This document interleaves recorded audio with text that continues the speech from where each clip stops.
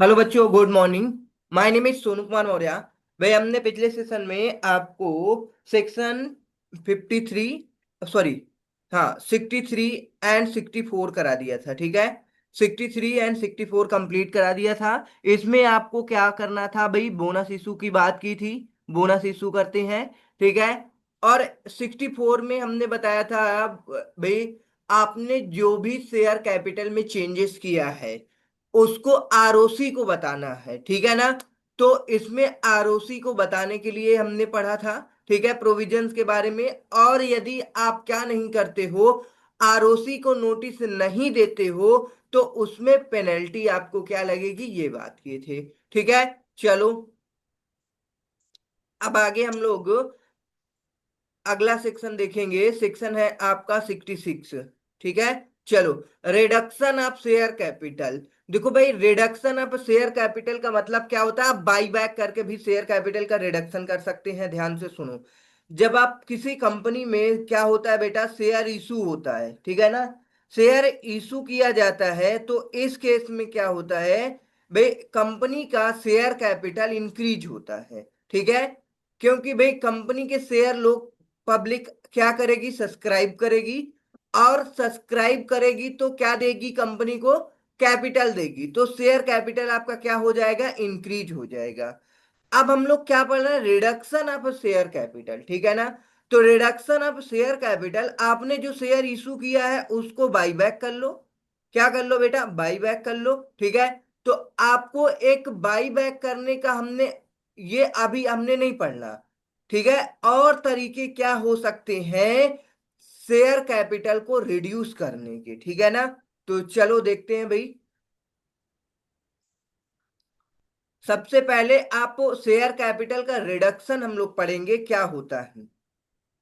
ठीक है। चलो, कह रहा है conservation of capital is one of the main principle of company law, because any reduction of capital diminishes the fund. बिल्कुल सिंपल सी बात है। अगर आप क्या करते हो, रिडक्शन करते हो कैपिटल का, मतलब कि आपके कंपनी से फंड क्या हो रहा है? कम हो रहा है, डिमिनिश हो रहा है। Out of which creditor and other डेप्ट holder are to be paid. मतलब आप क्या कर रहे हो अभी यहां पे? देखो बेटा, आप अपने कंपनी के फंड का यूज किस चीज में कर रहे हो? क्रेडिटर को पे करने में कर रहे हो, या फिर आपने और कोई डेप्ट वगैरह बाकी था उसको पे करने में कर रहे हो। ठीक है। Holders are to be paid. देखा? सिंपल, ये रिडक्शन ऑफ शेयर कैपिटल है। चलो, here for it adversely impact them. बिल्कुल इम्पैक्ट करेगा, but sometimes it may become necessary for the company to bring about a reduction in its capital. मतलब भाई, ये आपके भाई रेगुलर बिजनेस का काम है भाई, कि आप किसी से क्या करोगे? क्रेडिट में माल परचेज करके लाओगे और उसे क्या करोगे? पेमेंट तो करना ही करना पड़ेगा भाई। सिंपल सी बात है, नेसेसरी है। ओके। कभी कभी ये क्या हो जाता है, आपको करना कंपलसरी होता है कि आपको शेयर कैपिटल को क्या करना है? रिड्यूस करना। Therefore closely fenced power is given section 66। अब देखो, आपको reduction of share capital by special resolution to be confirmed by tribunal. अच्छे से समझो बेटा, रिडक्शन क्या होता है? मतलब कि आपका रेगुलर जो बिजनेस होता है उसमें आप जो ऑपरेटिंग में पैसे खर्च होते हैं वो तो अलग बात है भाई, उसको तो करना ही पड़ता है। ठीक है ना? वो आपके बिजनेस का एक पार्ट है। ठीक है। लेकिन आप ऐसे केसेस भी हैं कि आप इन सब को छोड़ करके एक अलग तरीके से क्या कर सकते हो? रिडक्शन कर सकते हो अपने शेयर कैपिटल का। ठीक है। Reduction of share capital by special resolution, आप क्या करोगे? एक एसआर पास करोगे जनरल मीटिंग में, to be confirm by tribunal. जो कि कौन कंफर्म करेगा बेटा? ट्रिब्यूनल कंफर्म करेगा। बिल्कुल। कि अब देखो बेटा, a company being company limited by share, company limited by guarantee, company limited by share. भाई, हमने ये बता दिया नेचर में क्या होता है। आपके तीन प्रकार की कंपनियां होती हैं: company limited by share, guarantee and unlimited company. ठीक है। may reduce the share capital in any manner and particulars manner are stated below। भाई आपको शेयर कैपिटल रिड्यूस करने की बात कर रहा है, लेकिन आपको जब शेयर कैपिटल रिड्यूस करना होगा तो इस तरीके से रिड्यूस करोगे। ठीक है, A point, B point, C point. चलो देखो क्या कह रहा है। एग्जिस्टिंग, ठीक है, existing or reduce the liability on any of its share in respect of the share capital not paid up. अब ध्यान से सुनो, मतलब कहने का क्या है, reduce the liability on any of its share in respect of the share capital या नॉट पेड अप।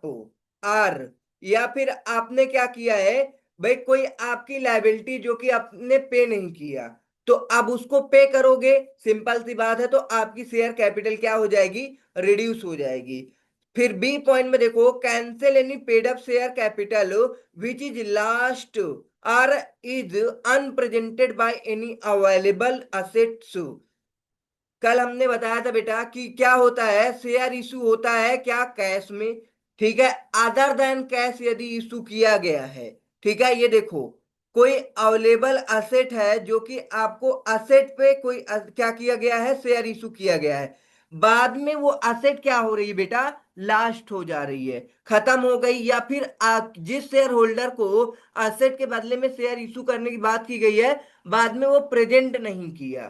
ठीक है, तो वो वाले शेयर को क्या किए जाएंगे, कंपनी के द्वारा कैंसिल कर दिए जाएंगे। ओके, चलो आगे देखो, सी पॉइंट, पे off any paid up share capital which is in excess of the wants of the company. मतलब कि क्या होता है, कभी कभी आपके पास ज्यादा रहता है शेयर कैपिटल। ठीक है, एक्सेस शेयर कैपिटल को आपको क्या कर देना है, पे अप कर देना है। लेकिन पे अप करने के लिए आपको ये तीन बातें याद रखनी होंगी। आपको स्पेशल रेजुलेशन पास करना पड़ेगा, और आपको एमओएच को के शेयर कैपिटल को चेंज करना पड़ेगा, अल्टर करना पड़ेगा। ठीक है, चलो, और एक तीसरी पॉइंट दे रखी है कि repayment of any deposit accepted by it, या फिर इंटरेस्ट वगैरह कोई भी पेएबल नहीं होना चाहिए। ठीक है, अगर ये पेएबल है तो आप शेयर कैपिटल के रिडक्शन नहीं कर सकते हैं। ठीक है, बताओ बेटा समझ में आया कि नहीं आया। मतलब कहने का क्या है, सिंपल सी बात है, आप शेयर कैपिटल का रिडक्शन कर सकते हैं तीन तरीके से। पहला तरीका है, अगर कोई लायबिलिटी है किसी के बाकी है तो उसे पे करके आप रिड्यूस कर सकते हैं। दूसरा तरीका आपको बताया गया कि भाई आपने शेयर इशू किया है, भाई किसी असेट्स या फिर जो कोई भी चीज है, अब वो असेट क्या हो चुकी है, डिस्ट्रॉय हो चुकी है या फिर अनप्रेजेंटेड है, तो क्या हो जाएगा बेटा, जिसको शेयर ये इशू करना था, अब शेयर इसको इशू थोड़ी करेंगे, क्योंकि फ्री में थोड़ी देंगे शेयर, उस शेयर को क्या कर देंगे, हम कैंसिल कर देंगे। फिर तीसरा पॉइंट हमने बताया बेटा, pay off any paid up share capital which is in excess of the wants of the company. मतलब कोई excess paid up share capital है तो उसे आप रिड्यूस कर सकते हो, लेकिन ये तीन केसेस हैं। सबसे पहले एसआर पास करना पड़ेगा, दूसरा आपको एमओए में अल्ट्रेशन करना पड़ेगा, तीसरा आप किसी भी प्रकार से भाई ड्यूज को क्या है, मान लो कि डिपॉजिट कोई जमा किया, वो अब मेच्योरिटी पे है, अब उसे आपको क्या करना है, रीपेमेंट करना है, लेकिन आपने रीपेमेंट नहीं किया, आपने डिवेंचर वगैरह या लोन वगैरह ले रखे हो, उस पे आपको इंटरेस्ट पे करना है, आपने डिफॉल्ट कर दिया इंटरेस्ट पे करने में, तो आप रिडक्शन नहीं कर सकते हैं अपने शेयर कैपिटल का। ओके बेटा, चलो आई होप समझ में आया होगा। आगे आपका ये एक एग्जाम्पल दे रखा है 24, इन आपको हमने कल होमवर्क में दिया था। चलो अगर नहीं किया है तो हम समझा देते हैं। क्या है, इन respect of share of 10 a company has called only 7 rupees. मतलब एक कंपनी है जिसकी फेस वैल्यू कितनी है बेटा, 10 रुपीज है, लेकिन कंपनी अभी पैसा कितना मंगाई है, इसमें केवल 7 रुपीज मंगाई है, मतलब कि 3 रुपीज अनपेड है। Okay, the same has been paid by all the share holder, the company decide not to call remaining. अब कंपनी को और कैपिटल की जरूरत ही नहीं है, ठीक है ना, तो अब वो 3 रुपए नहीं मंगाए जाएंगे। ठीक है, ओके, कोई दिक्कत नहीं है। कह रहा है कि share and reduces its share holders liability if done. अगर आप कंपनी को कैपिटल की नीड नहीं है तो जो वो शेयर होल्डर 3 रुपए अब उनकी क्या है, लाइबिलिटी में शो कर रहा होगा, क्योंकि शेयर होल्डर को पे करना पड़ता है भाई पूरे जितने फेस वैल्यू होती है एक शेयर की। अब कंपनी को नीड नहीं है तो कंपनी क्या करेगी, इसे फुल्ली पेड अप बना देगी। ₹7 पेड है, ये पार्टली पेड अप है, तो कंपनी क्या कर देगी, इसे डिक्लेयर कर देगी फुल्ली पेड अप, और ये ₹3 जो आपके अनपेड है इसे रिड्यूस कर देगी। ठीक है ना। चलो ये देखो क्या कह रहा है, रिड्यूसेस इस शेयर होल्डर्स लाइबिलिटी। देखो ये लाइबिलिटी जो ये ऊपर वाला पॉइंट दे रखा है सबसे पहले वाला, ये देखो कह रहा reduce the liability on any of it's shares in respect of the share capital not paid up. देखो बेटा ये शेयर होल्डर की क्या है, लाइबिलिटी है, जो कि क्या हुआ होगा इसमें, सिंपल सी बात है, कोई भी फेस वैल्यू होगी, सपोज ₹100 है, कंपनी मंगा ली है मान लो ₹80। अब यहाँ पे ₹20 अनपेड अप है, लेकिन अब कंपनी को और फंड की नीड ही नहीं है। ठीक है, तो अब कंपनी क्या करेगी, इसे फुल्ली पेड अप बना देगी और ये ₹20 को क्या कर देगी, रिड्यूस कर देगी लाइबिलिटी शेयर होल्डर की। ठीक है, चलो ये सेम एग्जांपल मैच कर गया। चलो आगे देखो बेटा क्या दे रखा है, if done the company is said to have reduce its shares of 10 to 7 fully paid कर दिया जाएगा। मतलब फेस वैल्यू कितनी कर दी जाएगी, ₹7 कर दी जाएगी। ओके चलो अब आगे देखो दे रखा है सब सेक्शन 2। सब सेक्शन 2 में क्या दे रखा है आपका, issue of notice by the tribunal. भाई ट्रिब्यूनल के द्वारा आपने क्या किया, सबसे पहले ट्रिब्यूनल को एप्लीकेशन दिया। ये देखो सब सेक्शन 1 में क्या किया गया है, reduction of share capital by special resolution to be confirm by tribunal. भाई ट्रिब्यूनल कंफर्म करेगा, या चाहे इन 3 केसेस में कोई भी केस हो, सबसे पहले आपको क्या करना होगा, ट्रिब्यूनल को बताना पड़ेगा। अब ट्रिब्यूनल कंफर्म करेगा, भाई ट्रिब्यूनल क्या कंफर्म करेगा, इशू करेगा notice by the tribunal subsection 2। The tribunal shall give notice of every application made it to, पहला सेंट्रल गवर्नमेंट को, दूसरा रजिस्ट्रार को, तीसरा सेबी को, चौथा आपको क्रेडिटर्स को। मतलब कि ये ट्रिब्यूनल क्या करेगा, बोलेगा भाई कि हम आपकी लाइबिल वो शेयर कैपिटल को रिड्यूस करने के लिए परमिशन दे देंगे, लेकिन उससे पहले हम क्या करेंगे, नोटिस देंगे, किसको, सेंट्रल गवर्नमेंट के नोटिस देंगे, रजिस्ट्रार को नोटिस देंगे, और securities and exchange board of India को नोटिस देंगे, यदि आपकी कंपनी लिस्टेड कंपनी है। और आपकी कंपनी के जो क्रेडिटर्स हैं उनको हम नोटिस पे करेंगे। ठीक है बेटा, चलो नोटिस दिया जाएगा। Tribunal shall consider the representation if may any made by within a period of 3 months from the date of receipt of the notice. ठीक है, अब क्या कह रहा है, tribunal shall consider the representation. Tribunal क्या कर लेगा, इसे कंसीडर कर लेगा कि भाई अब इन सबको नोटिस पे देने के बाद 3 महीने का वेट करेगा। अगर 3 महीने में कोई क्या नहीं करता, ऑब्जेक्शन नहीं करता, अब मान लो क्या है, क्रेडिटर ऑब्जेक्शन करते हैं, ठीक है, या फिर सेबी है, एक बॉडी है रेगुलेटरी बॉडी, वो ऑब्जेक्ट करती है, ऑब्जेक्शन करती है, तो भी ट्रिब्यूनल क्या नहीं देगा, आर्डर नहीं देगा। ठीक है ना, तो वही कह रहा है period of 3 months from the date of receipt of the notice. आया समझ में। चलो ये देखो वही चीज जो हमने बताया, नोट में लिखा हुआ है, where no representation has been received within the set period of 3 months it shall be presumed that they have no objection. मतलब 3 मंथ के लिए ये नोटिस दिए गए हैं, 3 मंथ में इन 4 बॉडीज, ये 4 जो भी लोग हैं जिनको नोटिस दिया गया है, इनमें से कोई ऑब्जेक्शन नहीं लेता, तो अब क्या मान लिया जाएगा, ट्रिब्यूनल डीम्ड कर लेगा कि सारे लोग क्या है, एग्री करते हैं, अब हमको परमिशन दे देना चाहिए कंपनी को, कंपनी अपना शेयर कैपिटल क्या कर सकती है, रिड्यूस कर सकती है। ओके बेटा, आई होप समझ में आया होगा। चलो considering representation is statutory required not admitting in it is it in full. Okay बेटा, चलो आई होप समझ में आया। चलो आगे हम लोग देखते हैं एग्जाम्पल नंबर 24 जो कि होमवर्क में था। एग्जाम्पल नंबर 24 में क्या दे रखा है, an application for reduction of capital received by NCLT.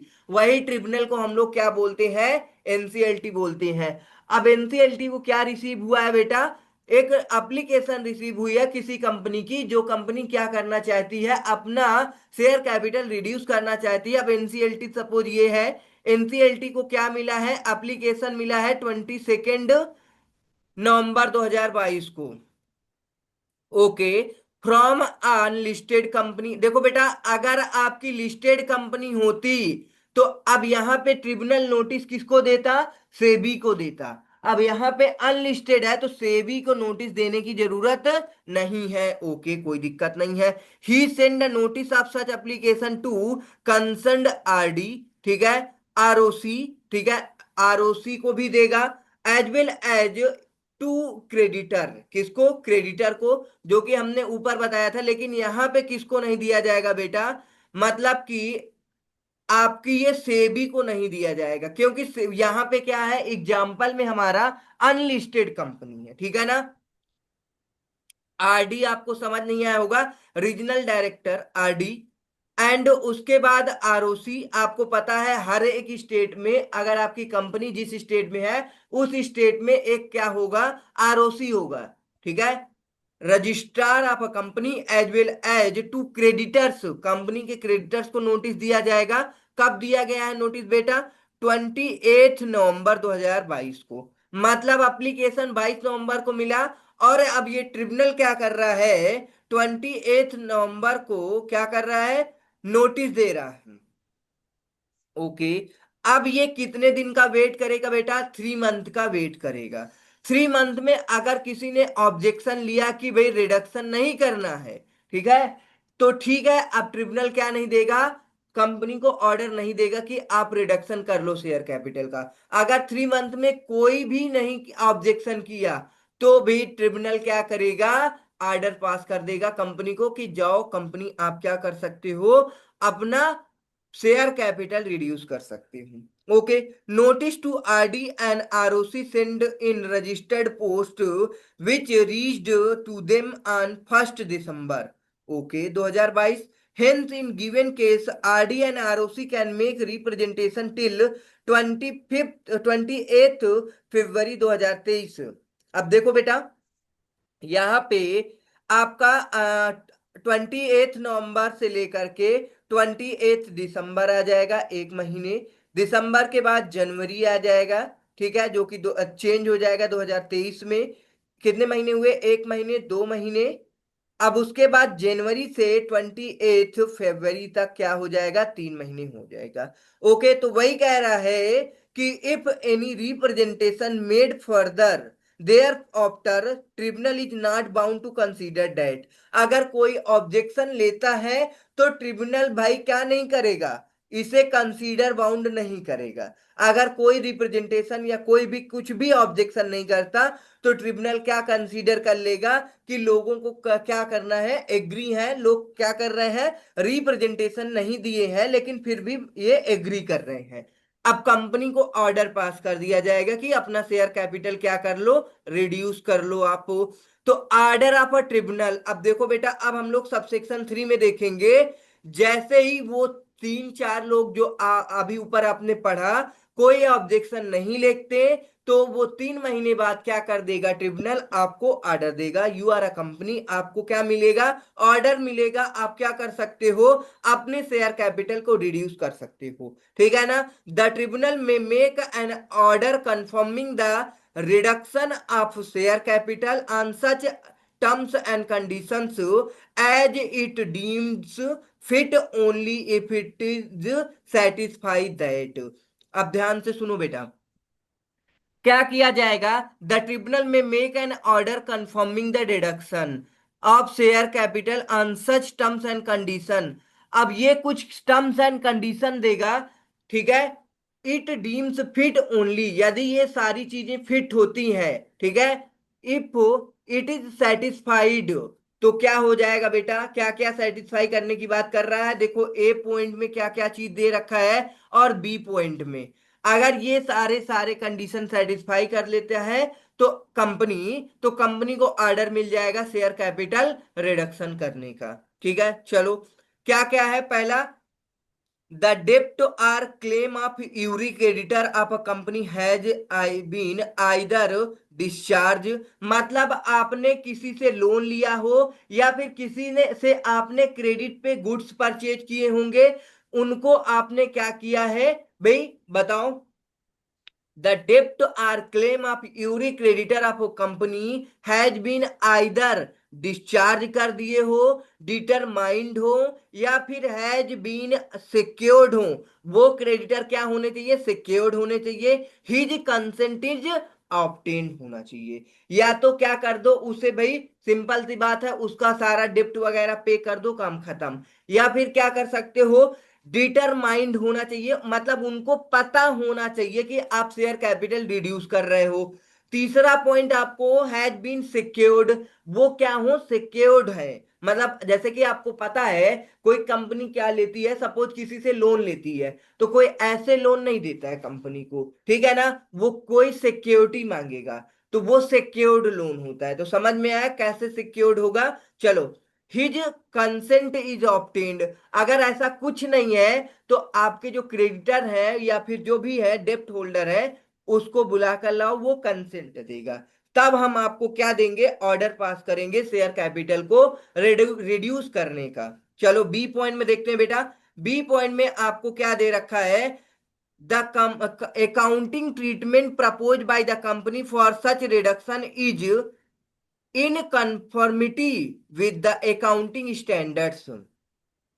अब ध्यान से सुनो कि मतलब क्या कहने का है, अकाउंटिंग ट्रीटमेंट आप कर रहे हो जो कंपनी में, रिडक्शन करने का, शेयर कैपिटल का रिडक्शन करने का, वो एज पर किसके अकॉर्डिंग होना चाहिए, अकाउंटिंग स्टैंडर्ड्स के अकॉर्डिंग होना चाहिए, ठीक है ना। ये देखो बेटा, कह रहा है accounting treatment proposed by the company for such reduction is conformity with the accounting standard specified in section 133 or any other provisions of this act. Okay बेटा, ये तीन कंडीशन यदि क्या किया जाता है, कंपनी क्या कर देती है, सेटिस्फाई कर देती है, तो ऑर्डर ट्रिब्यूनल से मिल जाता है, किसके लिए, शेयर कैपिटल को रिडक्शन करने के लिए। ओके बेटा, चलो आई होप समझ में आया होगा। आगे ये क्या दे रखा है, how tribunal determine that, tribunal determine कैसे करेगा। अब ये मीनिंग को क्या एक्सप्लेन कर रहा है, डिटरमाइन का मतलब whether accounting treatment proposed by the company for such reduction in the conformity with the accounting standard specified in section 133। मतलब कहने का क्या है बेटा, आप अपना शेयर कैपिटल रिड्यूस कर रहे हो किसके अकॉर्डिंग, भाई as per accounting standards one है, मतलब सेक्शन 133 के अकॉर्डिंग, ठीक है। while making an application a certificate to that effect by the company's auditor has been filed with the tribunal। मतलब आप एप्लीकेशन जो मेड कर रहे हो, किसको दे रहे हो, ट्रिब्यूनल को, वो आपका सर्टिफिकेट या फिर एप्लीकेशन सर्टिफाइड होना चाहिए किसके द्वारा, वो उसके ऑडिटर के द्वारा। कंपनी का जो ऑडिटर होगा वो प्रॉपर तरीके से एप्लीकेशन को सर्टिफिकेट प्रोवाइड करेगा, तभी वो इफेक्टिव माना जाएगा। चलो, आपको सब मतलब कि सब सेक्शन 3 हमने बता दिया। हमने सब सेक्शन 3 में और 2 में क्या बताया, देख लो एक बार फिर से, बहुत इंपॉर्टेंट पॉइंट है भाई ये। देखो, सब सेक्शन 1 में हमने ये बताया कि यदि आपको अपना शेयर कैपिटल, पहले तो मीनिंग बताया गया है शेयर कैपिटल का रिडक्शन का मतलब क्या होता है। शेयर कैपिटल रिडक्शन का मतलब है आपने शेयर कैपिटल को मतलब डिमिनिश, कम कर रहे हो, ठीक है ना, किसी की लायबिलिटी को पे करके कम कर रहे हो, या जो भी चीजें हैं, ये सारी चीजें बताया गया। फिर उसके बाद सबसेक्शन 1 में ये बताया गया, reduction of share capital by special resolution to be confirm by tribunal. मतलब कि ये कौन कंफर्म करेगा, ट्रिब्यूनल कंफर्म करेगा।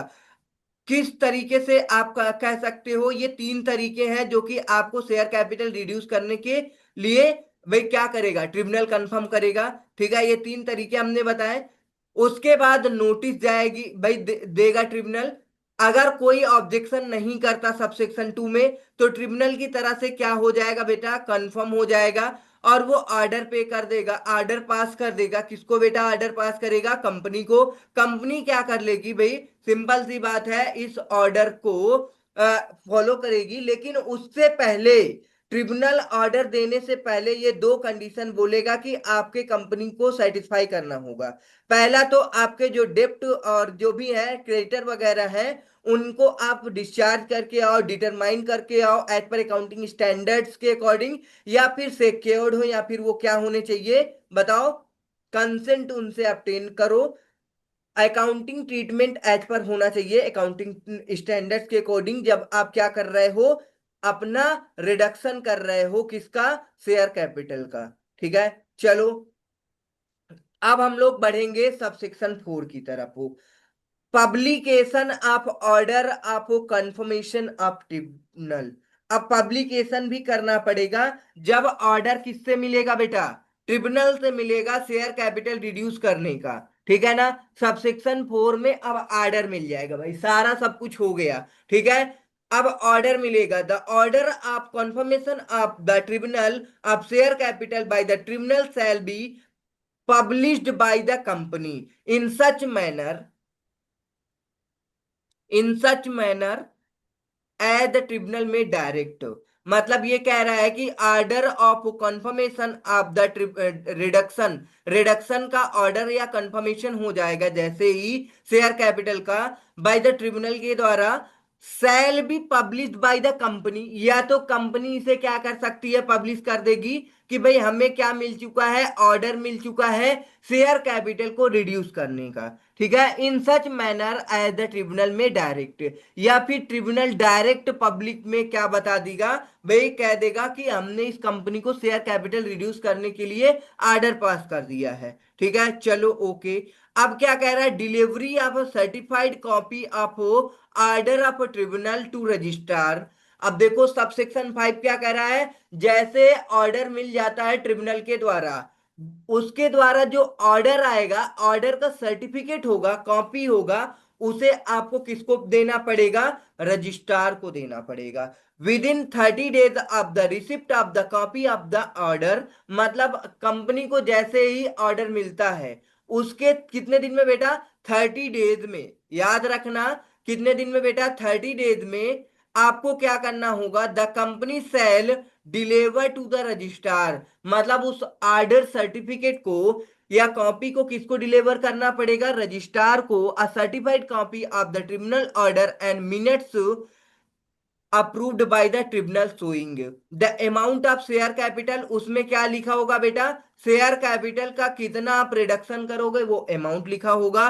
The number of share into which each it is to be divided.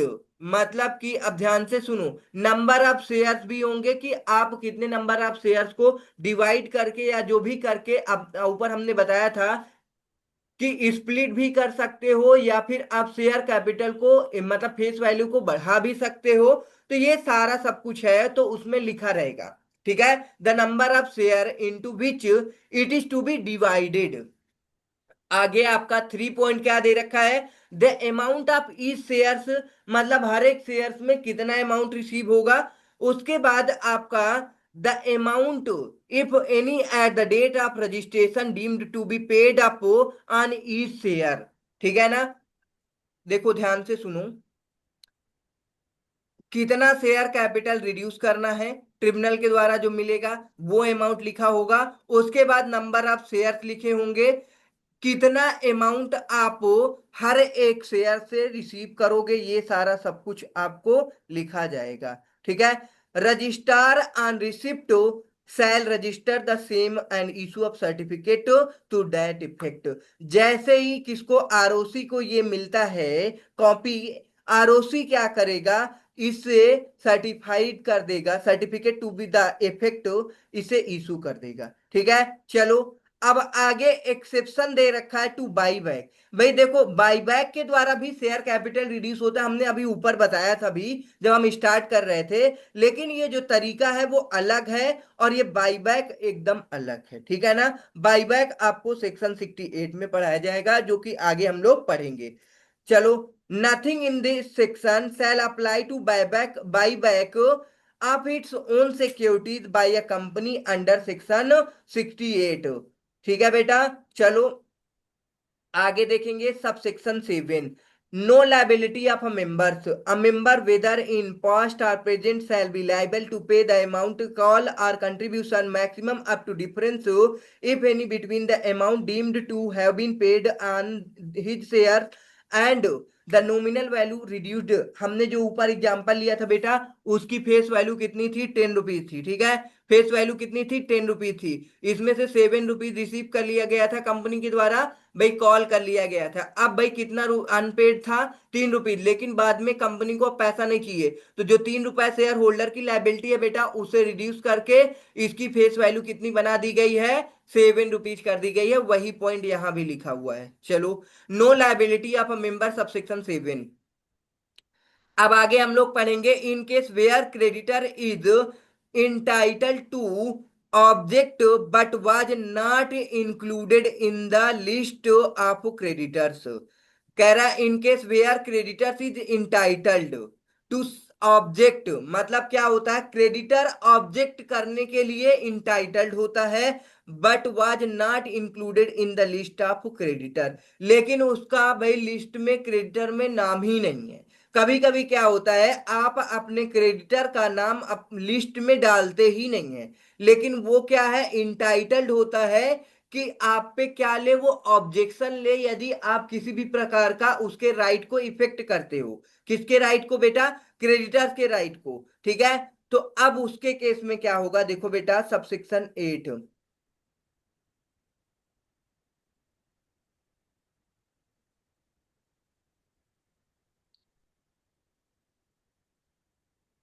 हम्म, चलो रीड करो बेटा, सब सेक्शन 8 रीड करो।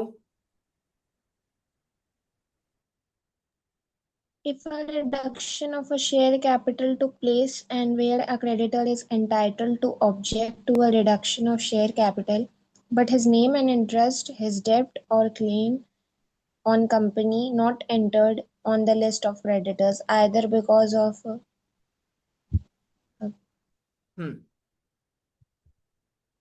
his ignorance of the proceeding for the reduction or nature of his interest, then in respect of his interest, company commits a default within the meaning of Section 6 of the Insolvency and Bankruptcy Code 2016।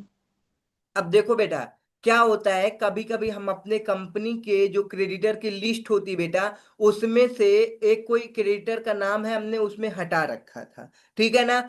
अब क्या हुआ, tribunal क्या देता है, अभी हमने ऊपर पढ़ा है, ट्रिब्यूनल पहले ऑर्डर देने से पहले सबसे पहले क्रेडिटर से, आरओसी से, और आपके भाई बहुत सारे हैं, सेंट्रल गवर्नमेंट से सेबी से, सबसे क्या लेगा, नो ऑब्जेक्शन को सर्टिफिकेट लेगा, या फिर कोई भी उनसे क्या लेगा, सिंपल है, कंसेंट लेगा कि आप एग्री करते हो कि नहीं करते हो।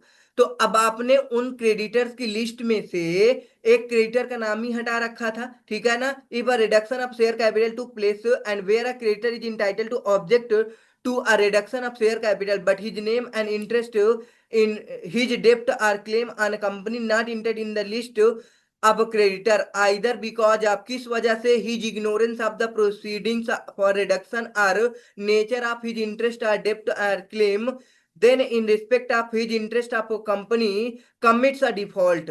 सिंपल सी बात है, ये क्या है, डिफॉल्ट है within the meaning of section 6 the insolvency of bankruptcy code 2016, action to take claim creditor good remedy available for such unpaid creditor if a company is running its operation. यदि company इस तरीके से run कर रही है, तो इस case में अब क्या होगा, भाई every person who was a member of a company on the date of the registration of the order for reduction by the registrar shall be liable to contribute the payment of such debt or claim। मतलब सारे के सारे member क्या होंगे, liable होंगे कि उस क्या हो, क्रेडिटर को आप पेमेंट करो।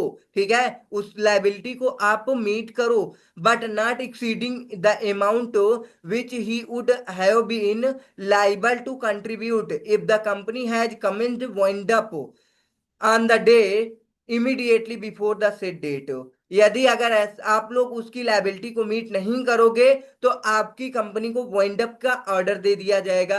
If company is wind up the tribunal may on the application of any such creditor or proof of his ignorance, क्या मिलेगा, क्रेडिटर के द्वारा एप्लीकेशन रिसीव हुआ ट्रिब्यूनल को, ठीक है, इग्नोरेंस की, भाई उनको इग्नोर कर दिया गया था, लिस्ट से नाम हटा दिया गया था। तो इस केस में या तो उनका लाइबिलिटी या भाई सेटल करो, settle a list of the person so liable to contribute and make an enforce call an order to contribution contributories settle on the list as if they were ordinary contributories in avoiding आपको। ठीक है, चलो आगे देखो बेटा, example है 25 हम लोग पढ़ लेंगे। ओके बेटा, मतलब कि उससे क्या किया जाएगा, अब हम लोग आगे नेक्स्ट सेशन में देखेंगे। सब सेक्शन 9 है, rights of a contributories not affected. उसके बाद सब सेक्शन 10 आपका ये सेक्शन कंप्लीट हो जाएगा। और हम लोग नेक्स्ट सेक्शन स्टार्ट करेंगे, restriction of purchase of by a company giving of loans by it for purchase of it shares. ठीक है, चलो मिलते हैं नेक्स्ट सेशन में भाई। थैंक्स फॉर वॉचिंग, सेशन को लाइक कर दो, सब्सक्राइब कर दो। इसमें ज्यादा से अब सेक्शन दे रखे हैं तो आपको भाई पॉइंट वाइज सब कुछ याद रखना पड़ेगा। ठीक है ना? ओके, चलो।